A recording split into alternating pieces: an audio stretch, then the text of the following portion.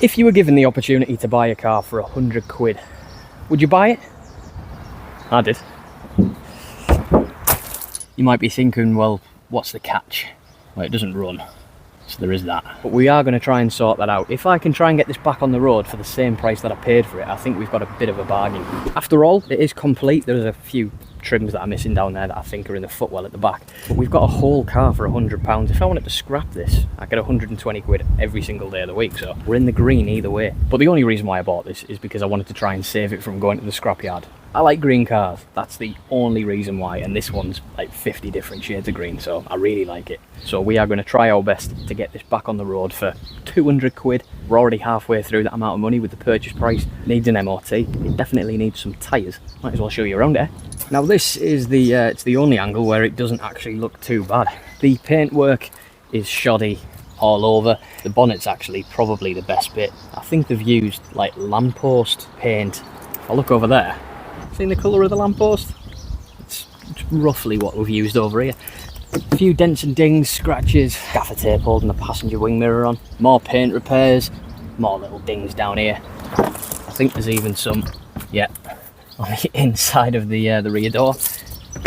I was going to say we've got wheel trims all around, but looks like we're missing one. I'm sure that was on the car when I bought it, but it's obviously flown off in transit. And actually getting the car back home was quite fun because it wouldn't turn on, flat battery. So decided to set off getting towed, put the electric window down, just not thinking, stuck the hazards on, got back home, couldn't then wind the electric window up.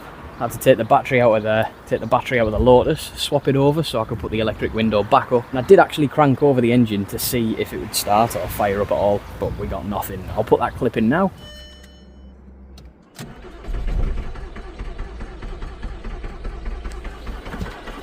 And that's as far as I've gone with diagnosing things for the time being. Now, if you think the outside of the car's disgusting, wait till you see the inside. There's residue. That's the only thing that I can describe it as that I don't want to touch.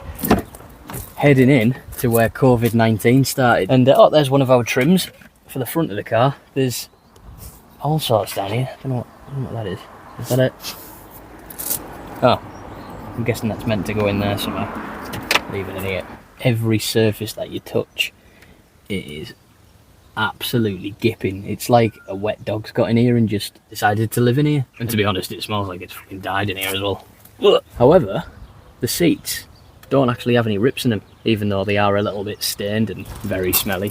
In the back, we have the engine cover, which is also, I believe, an air box, like the induction for the Polo. Yeah, it is. And oh, obviously a keen energy drink enthusiast or a goth. But take a look, we've got rubber mats all the way through, which is good because it stops all the smells going into the carpets, doesn't it? Because I do not know what that is down there. Answers on a postcard, please. And that's probably a good time to mention today's sponsor, 3W floor mats.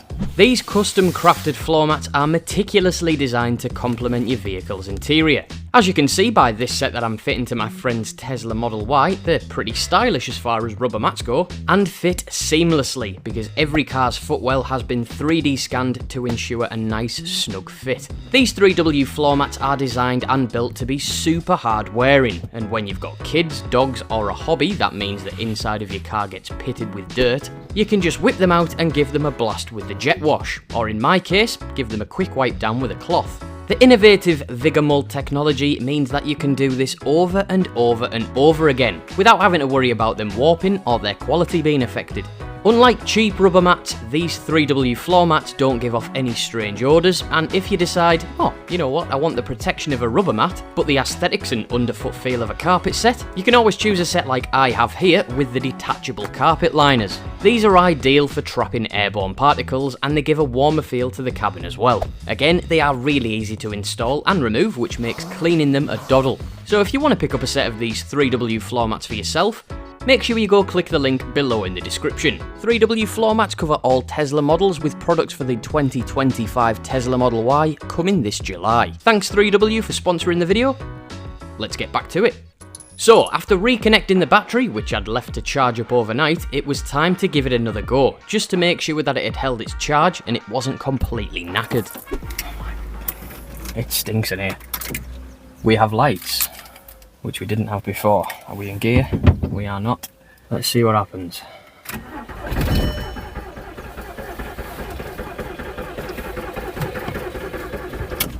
It actually did give me a little bit of a crank there. Oh.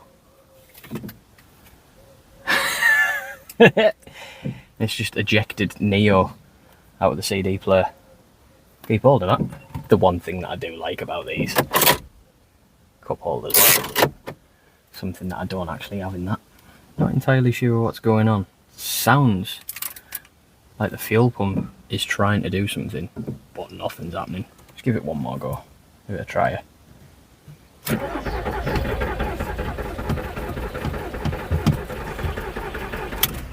Nothing.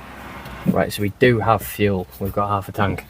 And if I show you out here, there's actually the old spark plugs on this valance. The garage did put new plugs in and did say that they were getting spark. Another piece of information that I did get from the garage was this car rolled up to the garage, drove there under its own power. The woman who was driving it wanted to get the codes cleared off the dash. As soon as they cleared the codes off the dash, the car wouldn't start, and it hasn't started since. So yeah, don't really know what to pull from that information, but that's what I'm working with. I did notice the coolant was looking pretty low, so it wasn't going to hurt anything by topping that up. And whilst I was on with that, I did wonder what codes the garage had cleared, because that would probably hold the answer as to why this thing no longer starts. Now, you might be banging your head against a brick wall at this point and be wondering why you haven't compression tested the block. Well, one, I didn't think about doing it at the time, and two, well, if it has lost compression, it's game over. It looks like Kermit will have a one-way ticket to Crushville. So instead, I decided to check a few of the other cheaper things that if I do find a fault with, I'll definitely be able to sort out with our remaining budget. Right, not coolant related, which doesn't matter, it needed coolant anyway. One thing that I do want to check before I start pulling fuel rails off. Under here, I believe we should have a fuse box somewhere. Where are you? Where is it? Aha. Come on. Where the fuck's the fuse box?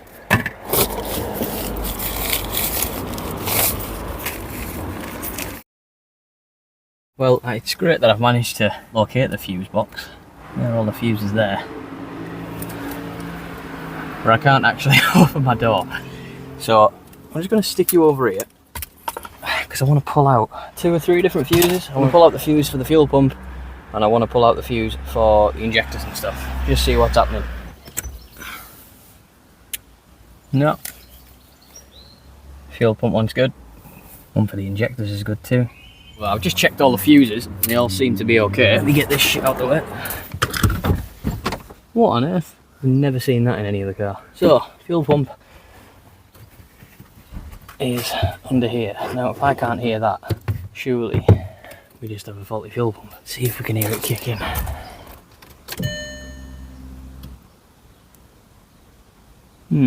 I don't think I can hear it. It's 7:30 on a Wednesday night. And if this doesn't go off, we're going to Scrapyard. Because I want to cruise campo. Right.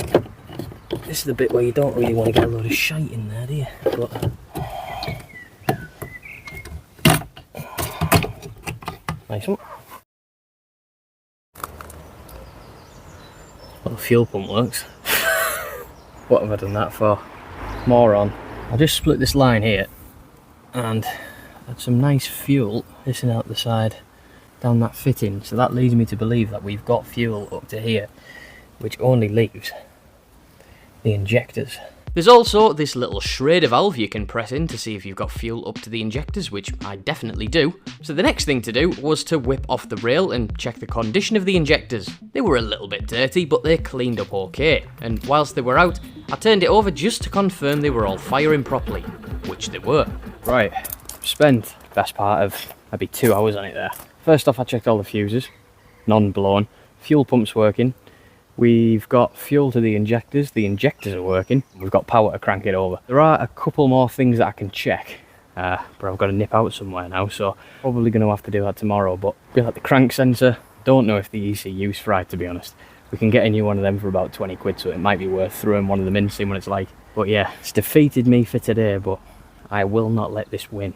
I don't want to see it turn into a green cube of scrap, even though that's essentially what it is now. So, see you tomorrow. Right, so it's actually 3 days later, because I had to wait for some parts to arrive. Now, I know that we've got new spark plugs and everything, but I don't know if the coil packs are any good. So, just get this open. Look at that.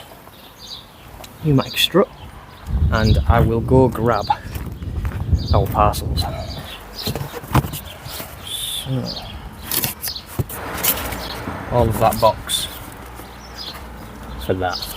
So I've gone on a bit of a spending spree. I bought a new crankshaft position sensor for 28 quid, I think it was. In here,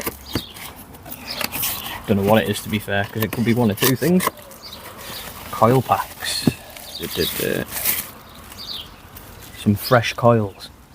I think I paid 30 quid for those. And finally, in this one, we should have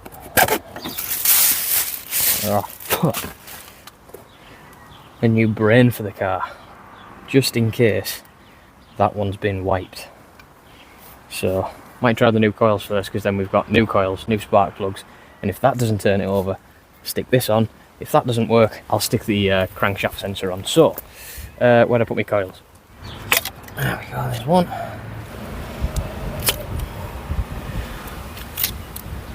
Oh, that one's pretty minging in it. Just one of them that looks pretty shitty, to be honest.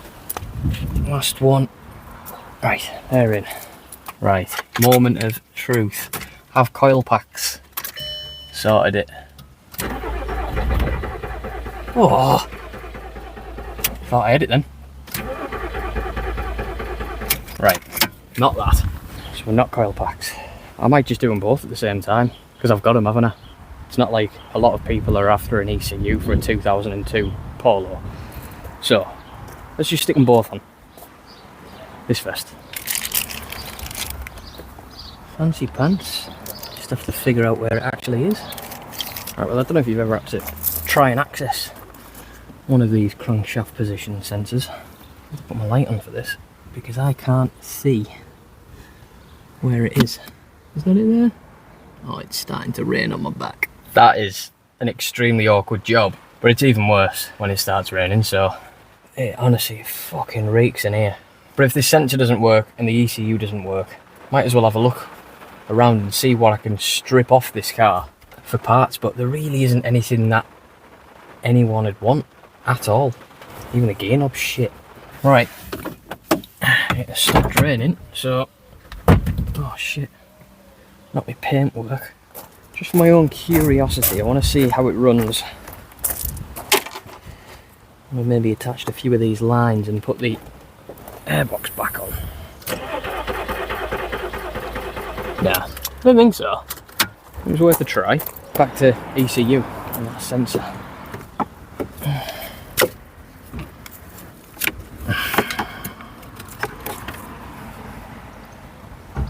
Old ECU off. New ECU. Same one.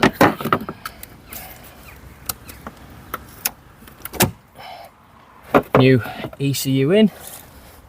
Old one out. Again, just in case the map's been wiped, I'm gonna give it a test. No. It's down to the crankshaft position sensor, and if it's not that, this car's going bye-bye. Which is a shame. I thought I would have really liked this car, but it doesn't like me. Which is fair enough, not a lot of people do. Right, well, I would love to say that I've got some amazing footage of me changing a crank position sensor. That was the most awkward job I think I've done in any car. Having a lift would have been a lot easier. Doing it straight over the top of the engine's shit. But I've got little hands. I've lost a glove in the process. If this doesn't work, we are screwed. So, cross your fingers.